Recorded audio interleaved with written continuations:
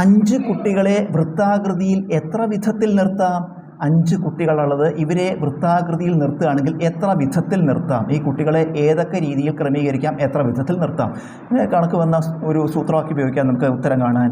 n-1 factorial. n-1 factorial. n എന്ന് പറഞ്ഞാൽ കുട്ടികളുടെ എണ്ണം, നമ്പർ ഓഫ് ചിൽഡ്രൻ. എത്രയാണ് ഇവിടെ? 5 കുട്ടികളുള്ളത്. അപ്പോൾ നമുക്ക് n പകരം 5 എന്ന് കൊടുത്താൽ 5-1 ഫാക്ടോറിയൽ. 5 എന്ന് കുറച്ചാൽ 4 ഫാക്ടോറിയൽ. ഉത്തരം 4 ഫാക്ടോറിയൽ. ഇനി ഫാക്ടോറിയൽ എന്ന് വെച്ചാൽ എന്താണ് എന്ന് വെച്ചാൽ 1 മുതൽക്ക് തുടങ്ങുന്ന എണ്ണൽ സംഖ്യകൾ, അതിൻ്റെ ഗുണനഫലം. 1 മുതൽക്ക് എണ്ണൽ സംഖ്യകൾ 1 മുതൽക്ക് തുടങ്ങുക. അവിടുന്ന് മുതൽക്ക് ഇവിടെ എത്രയാണോ സംഖ്യ അതുവരെയുള്ള എണ്ണൽ സംഖ്യകൾ ഗുണിക്കുക. 1 മുതൽക്ക് ഇവിടെ ഈ ഫാക്ടോറിയൽ ചിഹ്നത്തിൻ്റെ കൂടെ എന്താണോ സംഖ്യ അതുവരെയുള്ള എല്ലാ എണ്ണൽ സംഖ്യകളും ഗുണിക്കുക. അപ്പോൾ 4 ഫാക്ടോറിയൽ 1 മുതൽക്ക് തുടങ്ങുക. 1 × 2 × 3 × 4. ഇവിടെ 3 ഫാക്ടോറിയൽ ആണെങ്കിൽ നമ്മൾ 1 × 2 × 3 എഴുതിയാൽ മതി. ഇവിടെ 5 ഫാക്ടോറിയൽ ആണെങ്കിൽ 1 × 2 × 3 × 4 × 5 എഴുതണം. അപ്പോൾ ഇത് ഗുണിക്കാതാണ് ഉത്തരം.